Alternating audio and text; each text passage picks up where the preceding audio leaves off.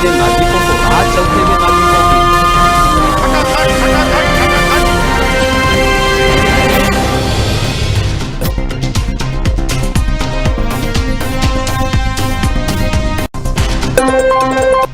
नमस्कार, लगातार Indian news हर खबर को आपको दिखाते आ रहा है और चुनाव के रुझान दिखाते आ रहा है। वर्तमान में जो रुझान सामने है, बीजेपी 46 पर, आम आदमी पार्टी 24 पर और कांग्रेस 0 पर। तो लगातार हमारे दर्शक ये रुझान देख रहे हैं। सुबह 8 बजे से इंडियन न्यूज का प्रसारण आरंभ है। अभी हमारे साथ दिल्ली से वरिष्ठ पत्रकार परमानंद पांडे जी जुड़ चुके हैं, साथ में युवा पत्रकार यशोवर्धन भी मौजूद है। हम चर्चा करेंगे और जानेंगे कि ये पूरे जो नतीजे अब तक आए हैं, इन नतीजों पर हम चर्चा करेंगे। परमानंद पांडे जी का स्वागत करते हैं इंडियन न्यूज पे। पांडे जी, ये बताइएगा, क्योंकि आप दिल्ली में हैं, वरिष्ठ पत्रकार हैं, और जो नतीजे सामने आ रहे हैं उससे आप क्या देखते हैं? देखिए, समावेश लगभग मालूम है। ऐसी स्थिति थी कि 10-11 साल के भीतर पहले जिस उम्मीद के साथ केजरीवाल जी ने यहाँ सरकार की शुरुआत की थी, लगता था कि बहुत बड़ा परिवर्तन हो जाएगा। लेकिन पिछले, खास तौर पर पिछले 5 वर्षों में ये देखने को मिला है कि केजरीवाल ने दूसरे राजनीतिज्ञों की तरह से व्यवहार करना शुरू कर दिया था और उनकी पार्टी के तमाम लोग पैसा बनाने में लग गए थे। लोगों का जीवन जो है दुर्भर हो गया था। इस नाते लोगों ने सोचा कि ये गुस्सा प्रकट करने का सबसे अच्छा अवसर है और उन्होंने इस नतीजे को मैं इस रूप से देखता हूँ, ये जनता ने अपनी हाथ को, अपने घास को निकाल दिया है कि हमें ऐसी सरकार करता ही नहीं चाहिए जो वायदे करती है और वायदों पर खरा नहीं करती है। ये अब आप दूसरी बात यहाँ देख लीजिए कि क्या जो भाजपा की सरकार अब आने वाली है, लगभग अब बात तय ही हो चुका है, वो हमारी उम्मीदों पर खरी उतरती है या नहीं करती। खास तौर पर ये मान के चला गया था कि आम आदमी पार्टी सादगी को अपनाएगी और सादगी के साथ लोगों की सेवा करेगी, तो सादगी तो पूरी तरह से दूर हो गई। और जो शराब का जो घोटाला हुआ था, एक शराब के बदले दूसरी शराब की बोतल फ्री दी जा रही है, उससे तमाम लोगों में गुस्सा बहुत हुआ था, बढ़ गया था और ये हुआ था कि पैसा जो है आम आदमी पार्टी के लोग बना रहे हैं। तो इस चीज जी पांडे जी, अभी अन्ना हजारे जी का बयान आया है। अन्ना हजारे जी ने कहा कि शराब ने अरविंद केजरीवाल को डुबो दिया, क्या मानते हैं? ये अन्ना हजारे का बयान निश्चित तौर पर स्वागत योग्य बयान है और लगभग यही चीज कही जा रही है। आपको मालूम होगा कि यहाँ पर शराब में इतना बड़ा घोटाला हुआ था कि एक बोतल खरीदिए और दूसरी बोतल आपको फ्री मिल रही है, और उसके साथ में यह स्थिति आ गई थी कि जनता ऊब चुकी थी और ऐसा शराब का जो है, शराब माफिया के लोगों ने आप नेताओं को देना शुरू कर दिया था। जनता में वो उसको किसी तरह से लाभ नहीं मिल रहा था। तो ये अन्ना हजारे का यह बयान स्वागत योग्य है और निश्चित तौर पर सच्चाई को बयान करने वाला बयान है। पांडे जी, मैं आपसे एक और सवाल करना चाहूंगा कि पांडे जी ये बताएंगे, जिस प्रकार संकल्प पत्र भाजपा का है उसे आप कैसे देखते हैं, कांग्रेस के संकल्प पत्र को कैसे देखते हैं और आम आदमी पार्टी के संकल्प पत्र को कैसे देखते हैं, सॉरी घोषणा पत्र को कैसे देखते हैं? दोनों पार्टी के घोषणा पत्र और भारतीय जनता पार्टी के संकल्प पत्र आप कैसा विश्लेषण करेंगे? देखिए, मैं तो इसी तरह से देखता हूँ कि ये आम आदमी पार्टी की हार जो है, इसको आप इस तरह से मत लीजिएगा कि किसी दूसरी पार्टी की बहुत बड़ी जीत है। जनता के सामने कांग्रेस का शासन उन्होंने देख लिया था और कांग्रेस में सचमुच में कोई नेता यहाँ पर नहीं था जो लोगों को अपनी बात को कर। तो लोग कांग्रेस से ही उभे हुए थे और कांग्रेस के शासन में कोई जंग की ऐसी चीज यहाँ पर खास तौर पर तो इस समय नहीं दिखाई दी किसी राज्य में जो उन्होंने वादा किया, जैसे हिमाचल में वादा किया हो, जो कर्नाटक में वादा किया था, ये इस चीज को लग रहा था कि कहीं इन्होंने कोई काम नहीं किया है। तो यहाँ पर जनता इस चीज को देख रही थी कि अगर उन्होंने हिमाचल में कोई काम नहीं किया है, उन्होंने कर्नाटक में कोई काम नहीं किया है, तो हम किस आधार पर इस पार्टी को यहाँ पर जिताएं और वो हमको अच्छा परिणाम दे सकेगा। ये बात साफ साफ यहाँ पर दिखाई दे रही थी। तो इसी नाते भाजपा के सामने केवल एक विकल्प उनके पास था कि भाजपा को वोट दें और भाजपा को वोट दे करके जिताएं। अब भाजपा के लोग कितना डिलीवर कर पाते हैं, जनता को क्या होता है, ये तो अब देखने को मिलेगा। लेकिन मैं इस बात से अन्ना हजारे का पूरी तरह से सहमत हूँ कि शराब के जो माफिया है वो इनको ले लेते और वादा खिलाफी जो अरविंद केजरीवाल ने लोगों से किया था, इसके कारण लोग उठ चुके थे। वरना यह क्या बात है कि चार मंत्री इनके जेल में चले गए और एक ऐसा मंत्री था जिसके पास एलएलबी की डिग्री नहीं थी, वो लॉ मिनिस्टर यहाँ पर बना हुआ था और वो ये कह रहा था कि मैं लॉ मिनिस्टर हूँ, और लॉ मिनिस्टर बनने के बाद फिर जांच की गई तो उसके पास कोई एलएलबी की डिग्री ही नहीं थी। पांडे जी आपने कहा कि चार मिनिस्टर जो आम आदमी पार्टी के बड़े नेता जेल चले गए, लेकिन आरोप यह भी लगा कि भारतीय जनता पार्टी जो लीडरशिप है, जो अगेंस्ट पार्टी, जो विपक्ष के बड़े नेता है, उनको हमेशा जेल में डालने का काम करती, सीबीआई हो या ईडी हो या अन्य एजेंसी के माध्यम से बड़े लीडर्स को, जो विपक्ष के लीडर है, उनको यहाँ का कुछ थोड़ा सा प्रॉब्लम आ रही है, तो मैं 1 मिनट के लिए ठीक करवा देता हूँ।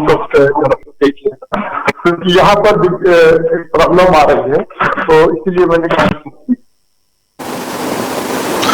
जी आपको ताजे आंकड़े हम बताते हैं कि भारतीय जनता पार्टी अभी 48 पर जो रुझान जो सामने आ रहे हैं 48 पर है। बड़ी खबर यह है, अरविंद केजरीवाल चुनाव हार गए। ये कहीं ना कहीं सोचने वाली बात है। जो दाव पर इनकी साख लगी हुई थी वो अब एक प्रकार से जनता का आपके ऊपर अब विश्वास नहीं रहा है। कहीं ना कहीं अन्ना हजारे की बात सही है जी कि अन्ना हजारे जी ने कहा कि शराब ने ले डूबा है। तो एक हमारे लिए मैसेज है उन शराब प्रेमियों के लिए जो ज्यादा शराब पियेंगे वो डूब जाएंगे। ये एक उदाहरण है यहाँ। तो कहीं ना कहीं ये बात सबको माननी पड़ेगी कि घोटाला, कोई भी पार्टी का नेता हो घोटाला करेगा तो जनता उससे सबक सिखाएगी। और जैसा कि अभी हमारे साथ वरिष्ठ पत्रकार पांडे जी जुड़े, उन्होंने कहा कि लॉ मिनिस्टर बना दिया जिसके पास लॉ की डिग्री नहीं है। तो कहीं ना कहीं ये सारी बातें भी देखनी चाहिए केजरीवाल को। और ये मैं वो कहूंगा बड़ी हार है। 10 साल तक आप सत्ता में रहे, अगर जनता आपसे खुश नहीं है उसका ये साफ साफ परिणाम है। आप जेल में थे, आपने इस्तीफा नहीं दिया, जेल से बाहर आए आपने इस्तीफा दे दिया। तो कहीं ना कहीं ये सारी बातें जो है, ये बहुत बड़ी खबर है कि आतिशी जीत चुकी है। बहुत बड़ी बात है। आतिशी ने मुख्यमंत्री रहते जो काम किया था जनता ने उन्हें पसंद किया, तो आतिशी जीत गई है। डिप्टी सीएम, पूर्व डिप्टी सीएम मनीष सिसोदिया हार चुके हैं, केजरीवाल हार चुके हैं, लेकिन अपनी जगह आतिशी ने बनाई। साफ छवि होने के जो दावा पार्टी करती थी आतिशी के ऊपर, तो वो आतिशी जीत चुके। पांडे जी तकनीकी दिक्कत के कारण हमसे नहीं जुड़ पा रहे हैं, जुड़ जाएंगे जल्दी। तो अभी हम अपने दर्शकों को बता दें कि भारतीय जनता पार्टी 48 पर, आम आदमी पार्टी 22 पर और कांग्रेस 0 पर। जी देखिए, हाँ, पांडे जी पुनः जुड़ चुके हैं। तकनीकी दिक्कत के कारण वो नहीं जुड़ पाए थे। पांडे जी आप पुनः जुड़े। आपसे मेरा सवाल रहेगा पांडे जी कि आप क्या देखते हैं इस पूरे चुनाव में? भारतीय जनता पार्टी ने भी वादा किया था काला धन का, हर बार वादा करती है, और रेवड़ी वाली प्रथा वाली बात थी, रेवड़ी प्रथा भी लगभग चर्चे में रही है। तो अब तक काला धन नहीं आया है। अब तक जो विदेश के भगोड़े जो देश से भाग के करोड़ों रुपए लेके चले गए थे, या किंगफिशर के मालिक हो या नीरव मोदी हो, ऐसे बहुत सारे नाम हैं जो अब तक भारत वापस नहीं आए, भारत का पैसा बाहर चले गया। आप क्या देखते हैं?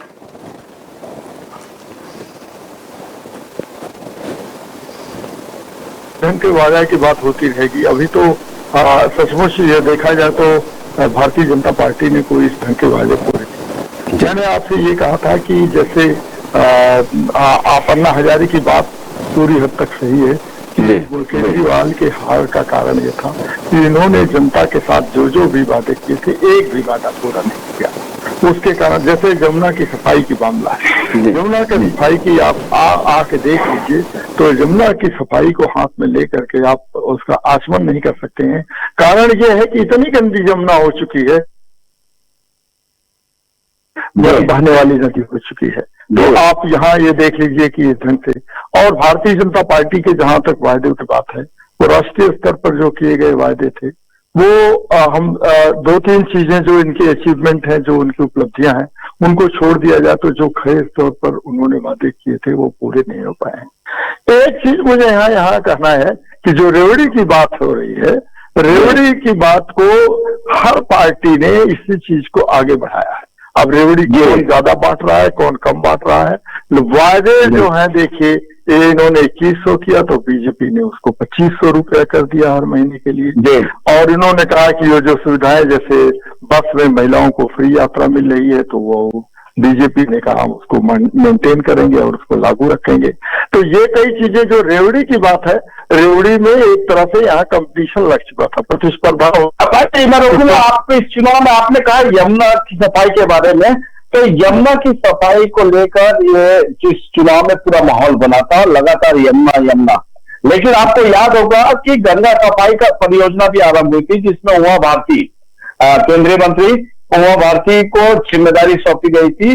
क्या आपको लगता है गंगा की पूरी सफाई हो गई?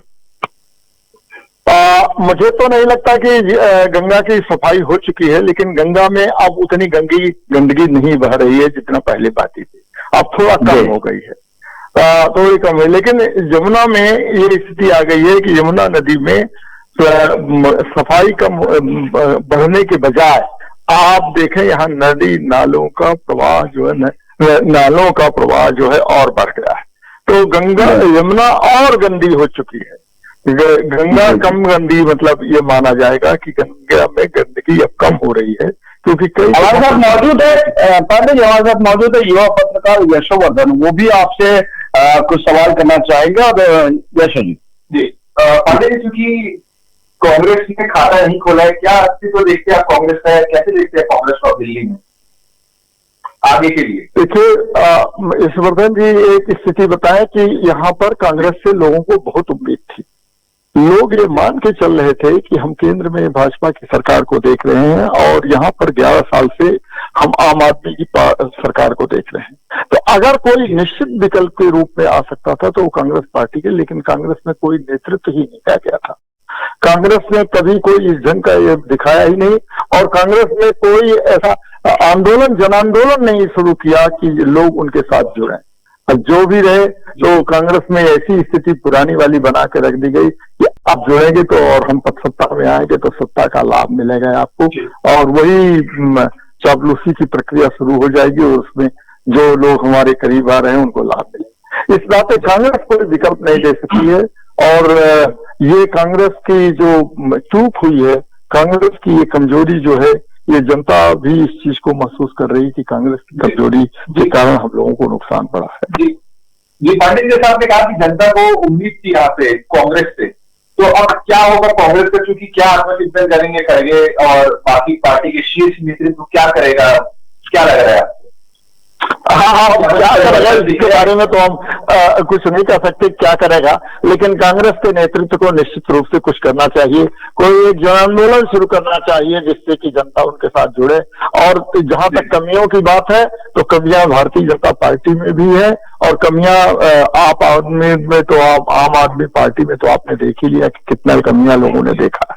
पांडे जी, कांग्रेस की बात चल रही है जी, पांडे जी कांग्रेस की बात चल रही है।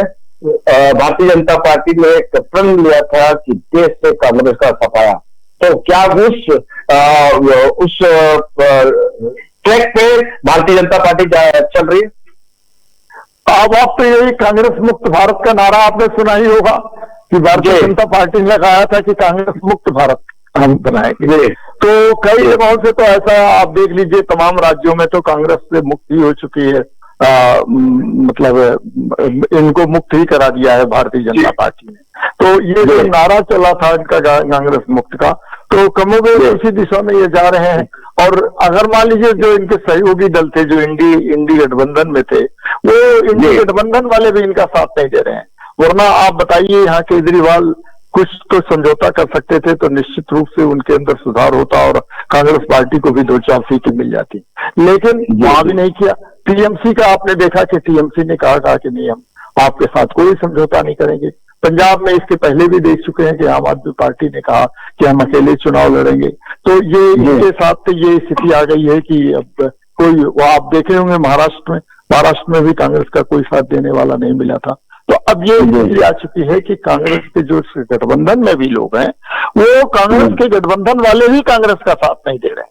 तो इसी नाते अब ये कांग्रेस मुक्त भारत का जो नारा था भारतीय जनता पार्टी को, काफी हद तक आगे बढ़ता हुआ दिखाई देगा। जी पांडे जी, मेरा इसी से जुड़ा हुआ एक सवाल है कि अगर कांग्रेस यहाँ देश से लुप्त हो जाती है तो कौन सी पार्टी, क्षेत्रीय पार्टी राज करेगी कि केवल भारतीय जनता पार्टी? देखिए,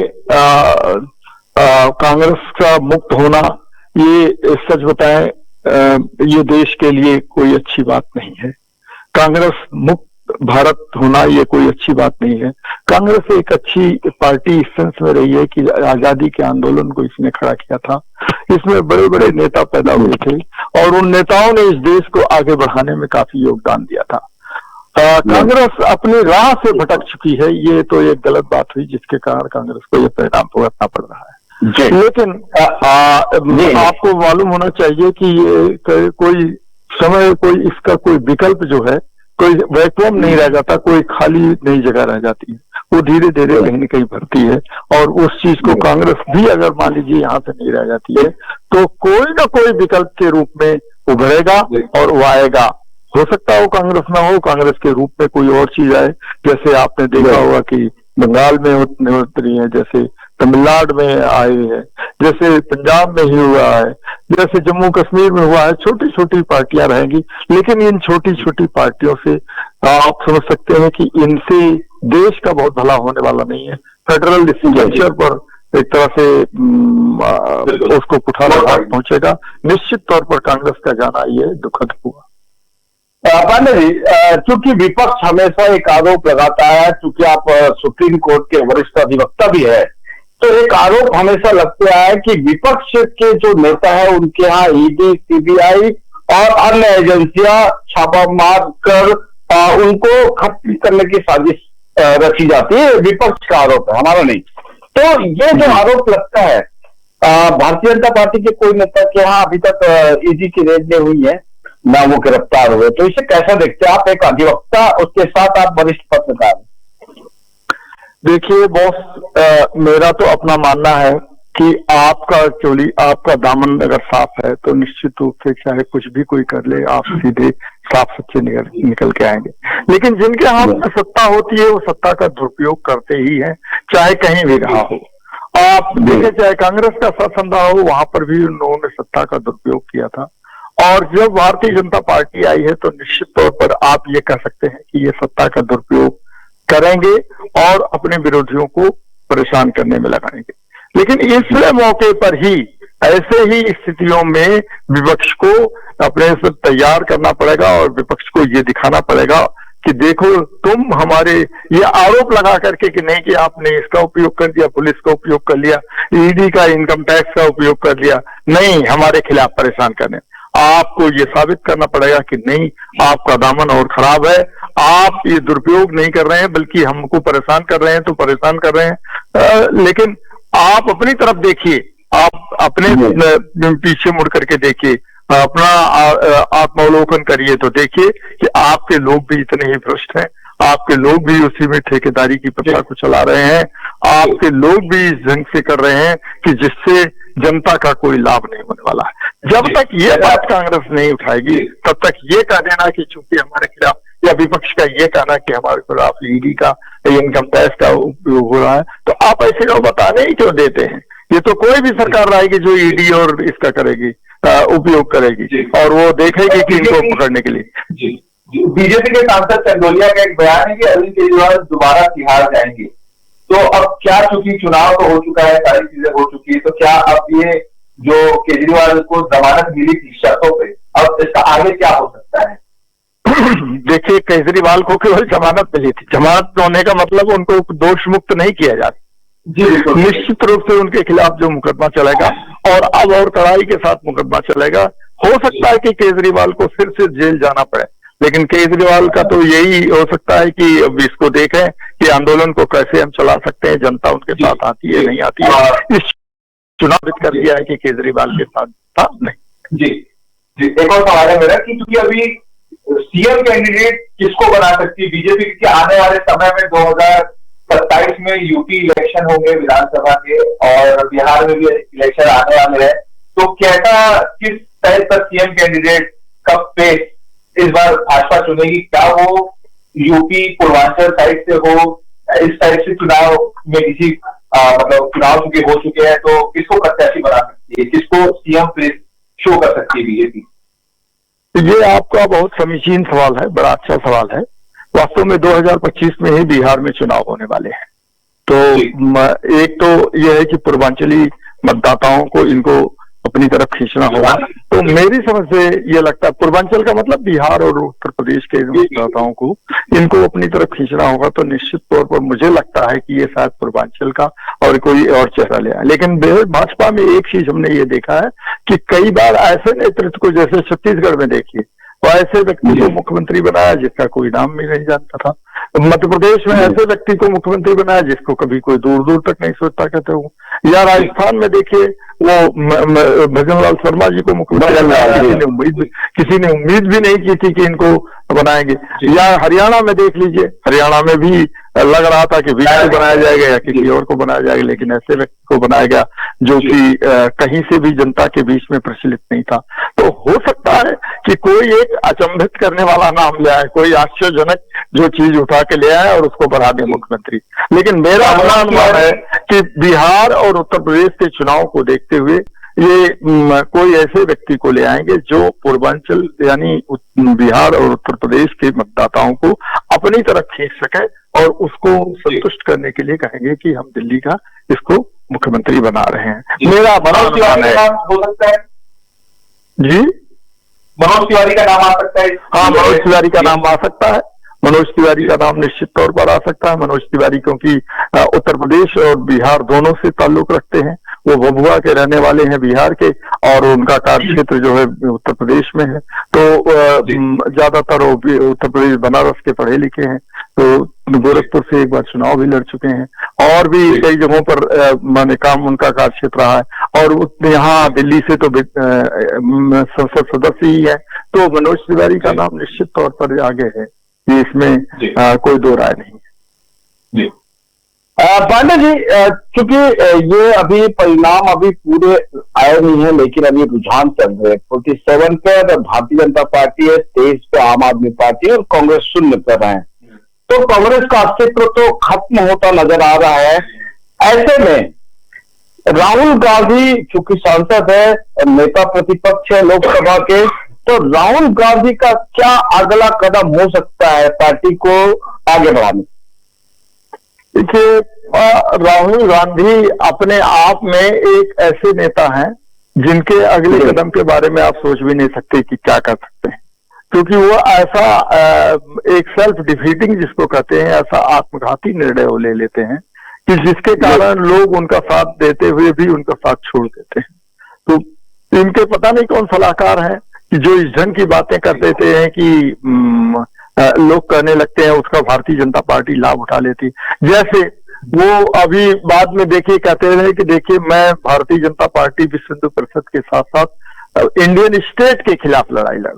अब आप देखिए, इंडियन स्टेट के खिलाफ लड़ाई लड़ने का मतलब है कि आपने भारत के ही खिलाफ लड़ाई शुरू कर दी है। ये हालांकि हो सकता है उनका मंतव्य न रहा हो सकता है कि वो उन्होंने किसी दूसरे संदर्भ में बात कही हो कि इंडियन स्टेट का मतलब कि जो हमारे खिलाफ जो एजेंसी लगाई जा रही है उनके खिलाफ मैं लड़ाई लड़ रहा हूं। लेकिन जो प्रगतिकरण का तरीका था वो उसके कारण लोग परेशान हो गए और उन्होंने कहा अरे ये तो ऐसा व्यक्ति है कि जो भारतीय संविधान की रट लगाए रखता है और भारत के जो संप्रभुता के खिलाफ ही लड़ाई लड़ रहा है। तो इस नाते राहुल गांधी का ये कई बार निर्णय जो है अपने आप में अजूबा सा रहता है। तो क्या आप ये दिल्ली की स्थिति में अब आप देख लीजिए कि दिल्ली में तो शून्य रहे हैं, दिल्ली में काफी दिनों से शून्य की स्थिति रही है। पिछली बार भी ये शून्य थे, उसके पहले भी शून्य थे। तो अब ये दिल्ली में अब इनको शून्य से शुरुआत करनी पड़ेगी और शून्य से शुरुआत जी इसका टिकट किससे तोड़ेंगे? उनके पास कोई नेता ही नहीं है। संदीप दीक्षित को इन्होंने नेता बनाया था, वो उनको पूरा अधिकार नहीं दिया था। कोई भी दिल्ली में भारतीय राष्ट्रीय कांग्रेस का नेता नहीं, वो केवल राहुल गांधी ही इसके नेता हैं, वही सब कुछ है। तो निश्चित तौर पर ये इसका ठीकरा केवल राहुल गांधी पर फूटेगा। जनता इस चीज को मान चुकी है कि कोई और नेता यहाँ पर कांग्रेस का है ही नहीं। इंडिया अलायंस का भविष्य क्या देखते हैं इसके बाद? क्योंकि आम आदमी पार्टी और कांग्रेस अलग अलग चुनाव लड़ी, तो इंडी गठबंधन में क्या होगा? क्या गठबंधन बिखर चुका है या अभी बिखरना बाकी है? क्योंकि आम आदमी पार्टी के साथ सपा के प्रमुख अखिलेश यादव हो गए, इधर संजय राउत बोलते हैं आम आदमी पार्टी और कांग्रेस को साथ में मिलकर चुनाव लड़ना चाहिए था। कभी आम आदमी पार्टी जो है वो बोलते हैं शिवसेना की कांग्रेस को थोड़ा सा देखना चाहिए, इंडिया अलायंस को चलाना चाहिए। कभी कुछ तो क्या लगता है भविष्य इंडी का? हमको तो लगता है कि इंडी गठबंधन नाम की चीज अब अस्तित्व में है ही नहीं। देखिए, अखिलेश यादव एक बड़ी पार्टी के नेता उत्तर प्रदेश में है, लेकिन वो कांग्रेस के साथ कहीं नहीं खड़े हो दिखाई देते। आप जो है ये पंजाब में सत्ता में है और दिल्ली में भी सत्ता में थी, आप जो है उनसे छिटक चुकी थी, आप कहीं उनके साथ नहीं दिखाई। शिवसेना की जो बात कर रहे हैं आप देखिए, उनके साथ कहीं नहीं, वहां पर भी नहीं। तो इनके साथ अब तमिलनाडु यहाँ जो चुनाव लड़े हैं पश्चिम बंगाल में ममता बनर्जी कहने के लिए आप, लेकिन उन्होंने तो चुनाव इनके साथ कोई नहीं लड़ा, उन्होंने इनको एक सीट भी नहीं दी। तो निश्चित तौर पर यह कहा जा सकता है कि इंडी गठबंधन केवल नाम के लिए रह गया है। अब ये गठबंधन का कुछ नहीं है, और उस गठबंधन में अगर कुछ था तो कांग्रेस पार्टी एक बड़ी पार्टी के रूप में थी। हाँ, तो हरियाणा पे कहा नहीं, हरियाणा चुनाव थे तो आम आदमी पार्टी और कांग्रेस एक साथ नहीं लड़ी, तो क्या उसका असर बाद में देखने को मिला इंडिया अलायंस पे? क्या ये भी कारण था कि दिल्ली में एक साथ चुनाव लड़ी, या केजरीवाल का फिक्स था हम तो वही दिल्ली अकेले लड़ेंगे? नहीं, वो लड़ने का देख लीजिए कि स्थिति थी कि कांग्रेस हर जगह अलग थलग पड़ चुकी है। कांग्रेस कहीं किसी पार्टी के साथ नहीं है। जो मजबूत स्थिति में जो पार्टियां हैं उनके साथ कहीं पर भी अब कांग्रेस का नहीं रहेगा, क्योंकि वो कहते हैं कि हम कांग्रेस के साथ समझौता करके हम अपनी स्थिति को कमजोर करेंगे और कांग्रेस मजबूत बनेगी। तो हम ऐसी स्थिति में कांग्रेस के साथ समझौता नहीं करेंगे। तो ये स्थिति आ चुकी है कि इंडी कांग्रेस जी जो आप देख सकते हैं मल्लिकार्जुन खड़गे है, उनकी जगह क्या अगर कांग्रेस किसी और को प्रेसिडेंट बनाती है जो हिंदी पट्टी से बिलोंग करता हो, जो उत्तर भारत का हो, तो क्या अलग दिखेगा कुछ इम्पैक्ट कांग्रेस पे? देखिए, आपके इस बात से मैं सहमत हूं कि कांग्रेस को कोई हिंदी भाषी क्षेत्र का तेज तर्रार युवा नेता रखना पड़ेगा जो सचमुच का आंदोलन चला। लेकिन तेज तर्रार युवा नेता को तो इन लोगों ने बाहर ही कर दिया है। एक तरह से दोहरे मनोज तिवारी वो तिवारी जो वहां के पंजाब के नेता हैं, वो उनको पूरी तरह से इन्होंने अलग कर दिया। सिंधिया को ही अलग कर दिया था कि सिंधिया तो जी। तो अब आप देखिए राजेश पायलट को क्या किया उन्होंने, एक ऐसे व्यक्ति को रखा जो मुख्यमंत्री रखा, और उम्मीद लग करके कि वो अगर पार्टी पावर में आई, सत्ता में जीत के लेके आ गई तो पायलट जो है वहां पर सचिन पायलट मुख्यमंत्री बनेंगे। लेकिन सचिन पायलट को हाशिए पर खड़ा कर दिया गया। तो अब तो मेरी समझ से यह लगता है, आपका जो ये आकलन है कि निश्चित तौर पर इनको हिंदी पट्टी से कोई नेता ले आना पड़ेगा, और वो भी तेज तर्रार नेता होना चाहिए, युवा नेता होना चाहिए, जो एक आंदोलन खड़ा कर सकता हो, लोगों को जोड़ सकता हो।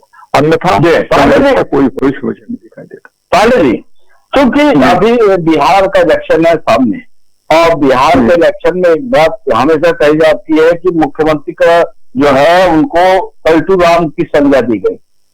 क्या विधानसभा चुनाव में, ठीक है अभी तो उनके साथ गठबंधन में है, उनके साथ है बिहार के मुख्यमंत्री, तो क्या चुनाव में ऐसा कोई उलटफेर कर सकते हैं? बिहार में बहुत, अब मुझे लगता नहीं है कि कोई पलटू राम जो नीतीश कुमार जी की संज्ञा दी जाती है वो अब कोई उलटफेर कर पाएंगे। कारण उसका ये है कि जनता बिहार की पहले से ही बहुत सतर्क रही, बहुत जानकारी थी, और अब तो अगर कोई भी मान लीजिए समझौता लालू प्रसाद यादव की पार्टी के साथ नीतीश कुमार का होता है तो जनता उस चीज को सही ढंग से उसको लेगी नहीं और न इनके साथ जाएगी। तो नीतीश कुमार के सामने अब कोई विकल्प नहीं रह गया है कि उनके साथ जाए, और चिराग पासवान की स्थिति जो है अभी यंग है, वो नौजवान है, वो अच्छी पहुंच है उनकी, और बैकवर्ड में खास तौर पर जो SC ST है उनके बीच में उनकी अच्छी पहचान है, पहुंच है। तो अगर भारतीय जनता पार्टी उन्हीं के साथ रहेगी जो कि अभी हैं, वो मांझी भी हैं और ये भी हैं, तो अगर नीतीश कुमार जिनको आप पलटू राम कह रहे हैं अगर वो हट भी जाते हैं तो भी भारतीय जनता पार्टी पर कोई असर नहीं पड़ने वाला है। जी, जैसे अभी कल मोदी जी ने एक मीटिंग भी ली बिहार के सभी सांसदों की, तो क्या जाहिर सी बात है, क्या ये चुनाव के परिप्रेक्ष्य से ली है मीटिंग, चुनाव के मद्देनजर? 2025 में इसी साल चुनाव होना है, 2025 चल रहा है, इसी वर्ष में चुनाव होना है। तो अगर कोई भी मोदी अगर कोई मीटिंग लेते हैं या कोई कदम उठाते हैं तो ये आप मान के चलिए कि चुनाव के मद्देनजर ही वो काम करते हैं। और कहीं भी जंग की चीज होती है तो चुनाव के मद्देनजर इस चीज को रखा जाना चाहिए। इससे हमारे दिमाग में ये बात होनी चाहिए कि इसी के नाते मोदी ने इसकी मीटिंग की है। पांडे जी, क्योंकि जो एग्जिट पोल के आंकड़े जो आपने देखे, सभी ने देखे, पूरा देश देखा, और एग्जिट पोल के आंकड़े ही अभी टीवी स्क्रीन पर, सभी के टीवी स्क्रीन पर, हमारे टीवी स्क्रीन पर भी वही आंकड़े दिख रहे हैं, 47-23-0। तो एग्जिट पोल का जो आकलन था या उनका अनुमान था एकदम परफेक्ट होता नजर आ रहा है। तो क्या एग्जिट पोल होना चाहिए? देखिए, एग्जिट पोल होना चाहिए या नहीं होना चाहिए, चुनाव के आयोग का तो कहना है कि चुनाव के पहले कोई आप पोल नहीं दे सकते क्योंकि आप उससे जनता को प्रभावित करेंगे। जब जनता एक बार वोट दे चुकी है तो उसके बाद आप कुछ भी कितना भी पोल करते रहे और रिजल्ट तो आ ही जाए ना है, और वो उसके निर्णय पर उसका कोई असर नहीं पड़ता है चुनाव पर। ऐसी स्थिति में एग्जिट पोल, पहले तो ओपिनियन पोल भी होते थे लेकिन ओपिनियन पोल बंद कर दिए गए हैं क्योंकि उससे जनता को प्रभावित करने का एक कदम। और आजकल तो देखिए बहुत सारी चीजें ऐसी हो गई हैं, AI का जमाना आ गया है, बहुत सारे पैसे खर्च करने वाले लोग हैं जो जनता के बीच में प्रभावित करने का काम करते हैं। तो ओपिनियन पोल बंद करना ज्यादा ठीक, लेकिन एग्जिट पोल ये कहाँ तक सही होता है, कहाँ तक नहीं सही होता है। देखिए, इसमें ज्यादातर एग्जिट पोल ने तो भाजपा को बढ़त दिखाई थी और कहा था कि देखिए, अगर मेरी व्यक्तिगत राय आप जानना चाहते हैं तो मेरी व्यक्तिगत राय तो ये है, व्यक्तिगत राय तो ये है कि एक देश एक चुनाव होना चाहिए। क्योंकि अभी की स्थिति आप देख लीजिए कि हर 6 महीने 1 साल के भीतर कहीं न किसी राज्य में चुनाव होता, और उस चुनाव में होता क्या है कि जो निर्णय लिए जा सकते हैं, जो अच्छे या बुरे या किसी भी, उस पर कोई सरकार निर्णय नहीं ले पाती है। और वो देखिए, रेवड़ी बांटने वाला काम और ये सारी चीजों को किया जाएगा, कोई ठोस निर्णय नहीं लिए जा सकते। तो ऐसी स्थिति से बचने के लिए जरूरी है कि एक चुनाव हो, और एक देश में है तो पूरा चुनाव। आखिर 1967 तक तो ऐसे ही चुनाव हुए थे, 1952 में हुए, 1957 में हुए, 1962 में हुए, 1967 में हुए, और उस चुनाव का कोई ऐसा कोई गलत असर नहीं पड़ा। उस चुनाव का तो ठीक ही असर रहा कि एक चुनाव। अब जनता सतर्क हो चुकी है कि किस ढंग से किसको क्या रखना है। अभी क्या होता है कि दिल्ली का आप सेंट्रल का चुनाव एक साथ करते हैं यूनियन गवर्नमेंट के लिए, दूसरी बार आप छत्तीसगढ़ में चुनाव होता है, फिर यहाँ मध्य प्रदेश में चुनाव होने लगता है, कर्नाटक में चुनाव होने लगता है। तो ऐसी स्थिति में होता क्या है कि लोग जो है एक धुलमुल रवैया अपनाते हैं जो सत्ता में रहती है। वो भी चाहती है कि जनता को रेवड़ी बांटे और जनता को रेवड़ी बांट करके किसी न किसी तरह से हम लाभ प्राप्त करें। तो ऐसी स्थिति में लाभ तो प्राप्त करना ठीक है, लेकिन उसमें कोई ठोस निर्णय ना हो पाए, आप समझिए जनोपयोगी कोई काम ना हो पाए, ये तो गलत बात हो जाती है ना। इसलिए एक देश एक चुनाव का जो ये विचार है, इस विचार को फिर से लागू किया जाना चाहिए, ऐसी मेरी व्यक्तिगत राय है। अब इसके बारे में बहुत सारे लोग कहते हैं नहीं ये गलत तरीका है, क्योंकि कई जगहों पर चुनाव को पहले कराना पड़ेगा या कई जगहों पर चुनाव को रोक करके राष्ट्रपति शासन लगाना पड़ेगा, तो इन सारी चीजों में वो केंद्र का ही शासन होगा। तो ऐसी स्थिति में इस पर व्यापक विचार विमर्श की आवश्यकता है। लगातार भारतीय जनता पार्टी, चूंकि केंद्र में सरकार है भारतीय जनता पार्टी की, और भारतीय जनता पार्टी हर बार ये बोलती किसानों का हित हो रहा है, फिर भी आंदोलन हो रहे, किसान आंदोलन हो रहा है। आपके दिल्ली में लगातार पंजाब बॉर्डर पे किसान आंदोलन हो रहे, तो ऐसा क्या है किसान आंदोलन में कि जो किसान अड़े हुए आंदोलन को भारतीय जनता पार्टी उसका हल क्यों नहीं निकाल पा रही? निकालना चाहिए, इनको हल निकालना चाहिए, जनता को बताना चाहिए। देखिए, एक आंकड़े के अनुसार इस देश में 86 से 90%, लगभग 86%, तो एक तरह से कई लोगों का कहना है कि 90% इस देश के किसान जो है बहुत ही छोटे हैं और तमाम भूमिहीन किसान हैं। तो पहले एक जमींदारी आंदोलन का जो आंदोलन चला था, वो जमींदारी आंदोलन में बहुत सारे जो भूमिहीन थे उनको छोटी मोटी जमीन मिल गई थी। अब ये स्थिति है कि मान लीजिए आपके पास या मेरे पास अगर 1 एकड़ जमीन है, तो ना तो मैं आधुनिक सुविधाओं का उपयोग कर सकता हूँ, ना मैं अच्छी सिंचाई की व्यवस्था कर सकता हूँ, ना अच्छे खाद और बीज की व्यवस्था करा सकता हूँ, ना मैं ट्रैक्टर ले सकता हूँ। तो ऐसी स्थिति में कहाँ से मैं बहुत अच्छा काम कर पाऊंगा? इसी नाते कई बार इस चीज को सोचना पड़ता है कि ऐसा कोई सुधार देश में ले आना चाहिए कि लोगों की जोत अगर नहीं बढ़ रही हो तो कम से कम आमदनी तो बढ़े। ऐसी स्थिति में किसान लाभान्वित होगा। और आज भी इस देश में बहुत बड़ी जनसंख्या जो है, आप समझिए कि खेती पर निर्भर रहती है और खेती पर ही उनका जीवन यापन चलता है।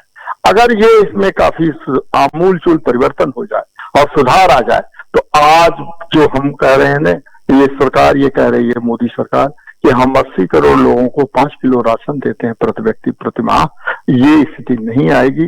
क्योंकि ऐसा करने से ये रेवड़ी जो बांटने वाली स्थिति है, उससे देश बहुत मजबूत स्थिति में नहीं रहता है, ये देश जो है कमजोर स्थिति में आता है। तो इसमें कृषि में बहुत आमूलचूल परिवर्तन की जरूरत है, जिससे कृषि की उपज बढ़े और कृषि की उपज बढ़ने के साथ साथ जो इस पर लोग अवलंबित हैं, उनको भी इतना अच्छा साधन मिल जाए कि वो आगे बढ़ करके काम कर सके। इस नाते मैं आपकी इस बात से सहमत हूं कि भारत की सरकार को इस विषय में सोचना चाहिए कि कृषकों की, किसानों की जो समस्या है उस पर नए सिरे से विचार करें और लोगों को ये बताए कि देखिए किसान किस ढंग से इसमें सुधार किया जा सकता है।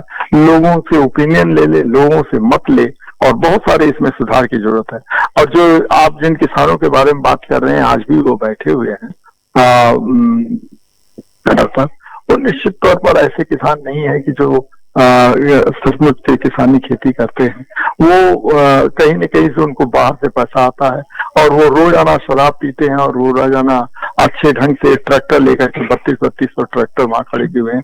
कौन आज का किसान ऐसी स्थिति में है कि सालों से ट्रैक्टर खड़ा करके रखे और वो अपने उस पर काम न कर सके? तो ये इसको भी नए सिरे से देखने की जरूरत है। लेकिन ये कौन देखेगा? ये तो सरकार ही देखेगी ना। सरकार देखे कि कौन लोग आंदोलन में हैं और कैसे उनके आंदोलन को निपटा जाए, जिससे तमाम किसानों का लाभ हो सके, बहुसंख्य किसानों का लाभ हो सके, न कि कुछ छोटे मोटे किसानों का लाभ। जैसा आपने शराब की बात कही अभी, तो क्या दिल्ली में चूंकि अब बीजेपी की सरकार बनेगी, तो क्या दिल्ली की आबकारी नीति में कोई बदलाव लाएगी बीजेपी सरकार, या एक पर एक मुफ्त चलता रहेगा? नहीं, हमको तो लगता है कि ये जो तमाचा लगा है केजरीवाल को, इससे ये काफी सीख ले लेंगे और निश्चित तौर पर ऐसा आबकारी नीति ले आएंगे जो पहले यहाँ पर लागू थी और उसी नीति को लागू करेंगे। और देखिए, कांग्रेस के सरकार में या बीजेपी की सरकार में तो ये मान के चलते रहे हैं कि कम से कम ऐसी स्थिति ले आया कि लोगों को शराब से मुक्ति मिले, लेकिन शराब की मुक्ति तो ये नहीं होगी जैसे बिहार में कर दिया गया कि लोगों को जेल में ठूंस दिया जाता है। ऐसी नीति तो नहीं ले आई जा सकती जो गुजरात में है, कि गुजरात में आपको वैसे तो कहते हैं कि शराबबंदी है, लेकिन आप किसी भी पान वाले की दुकान पर पहुंच जाइए, वहां शराब मिल जाती है। तो ऐसी स्थिति में इस सरकार को पूरी तरह से ये सोचना पड़ेगा कि कैसे आबकारी नीति को बनाया जाए कि उस आबकारी नीति से कुछ लोगों की आवश्यकताओं की पूर्ति हो और उससे आमदनी भी हो, लेकिन बहुसंख्य जनता को शराब पीने की आदत लत ना पड़े, ऐसा काम सोचना पड़ेगा।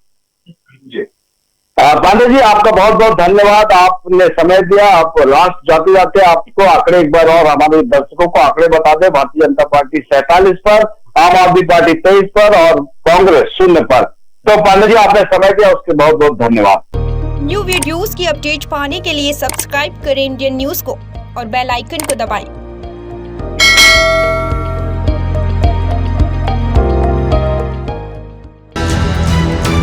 ये है इंदू ब्रॉडकास्टिंग प्राइवेट लिमिटेड और आप देख रहे हैं इंडियन न्यूज, हर पल, हर क्षण, हर सच।